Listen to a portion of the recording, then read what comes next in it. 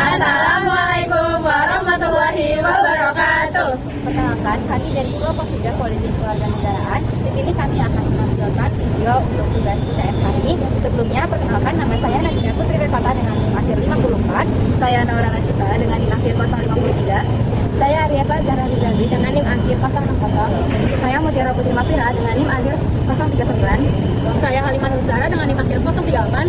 Saya Lula Tulisna dengan NIM akhir 065. Selamat menonton. Kampus seringkali disebut sebagai miniatur masyarakat, tempat di mana berbagai kepala, latar belakang, dan kebiasaan bertemu. Salah satu realitas yang paling sering kita jumpai di setiap harinya adalah aktivitas merokok di lingkungan kampus. Meskipun aturan area steril dan bebas asap rokok sudah ditetapkan, nyatanya pelanggaran masih sering terjadi.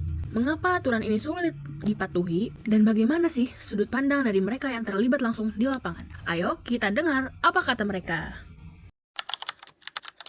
Bagaimana tanggapan Anda mengenai banyaknya mahasiswa yang tetap merokok di area steril ini? Maksudnya itu taman fakultas, meskipun sudah ada paparan larangannya. Oke, baik. Menurut tanggapan saya itu terlihat cukup bodoh ya, karena kan di taman itu kan emang harusnya itu kan steril dan bebas dari asap rokok ya, dan juga sudah dipasang beberapa peraturan mengenai larangan untuk merokok ini. Dan kalau semisal mereka masih tetap saja untuk merokok, itu kan hal yang bodoh gitu. Sudah jelas untuk peraturan, sudah jelas untuk taman itu steril seperti itu.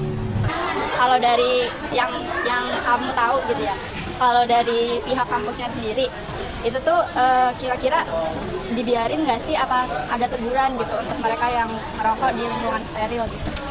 Kalau setahu aku pas kita semester 1 kadang ada dosen yang bilang ke teman kita gitu bahwasannya ngerokok di lingkungan kampus itu nggak boleh. Jadi udah ada nih teguran, tapi mungkin hanya beberapa dosen, dan dosen lainnya ataupun sivitas akademik yang di kampus lainnya tuh kayak ya udah ngebiarin, mungkin ngebiarin di situ tuh kayak mereka udah gede gitu, saatnya mereka berpikir gitu. Jadi bukan kayak ngebiarin yaudah lah terserah nggak gitu.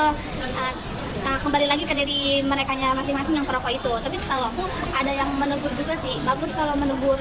Jadi ada beberapa pihak Ya, ada yang menegur tapi ada yang membiarkan. sampai dilarang keras gitu. Nggak tahu sih, belum ngelihat ya. Kayak misalnya ada yang ngerokok, terus misal ada dosen itu yang lewat, kamu jangan ngerokok. Nah, itu kayaknya belum pernah lihat yang kayak gitu sih.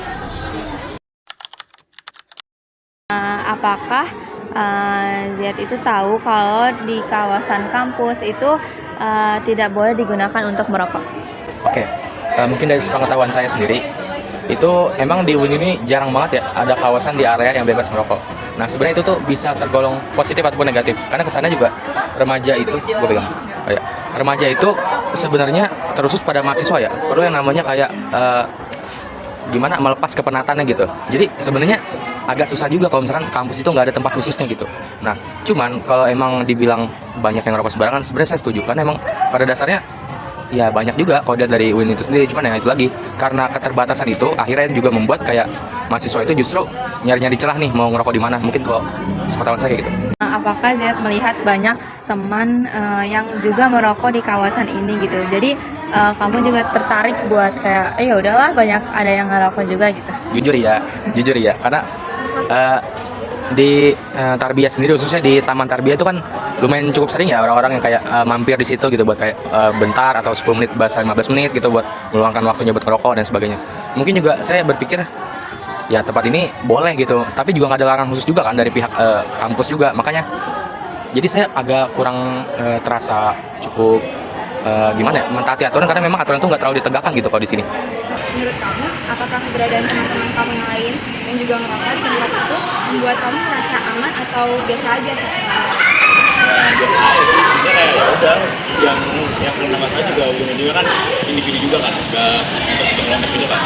Seberapa sering kamu melihat petugas keamanan memberikan teguran atau sanksi tegas di area itu, dan apakah lembaga pengawasan mempengaruhi keputusan Anda Untuk longgarnya kayak peraturan itu iya, dan untuk seberapa kali sering ngeliat ada yang negur, kebetulan sih belum jarang banget ya. Jadi kayak makanya dari kelonggaran itu bisa ada hal kemungkinannya banyak banget orang yang ngelanggar peraturan itu.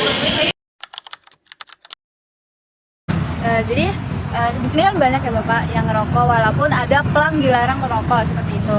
Nah, di sini ada nggak sih atau bagaimana jadwal SOP pengawasan yang dilakukan oleh pihak keamanan terkait aturan dilarang merokok di area steril, Pak? Oh gitu, memang Ya. ada sih.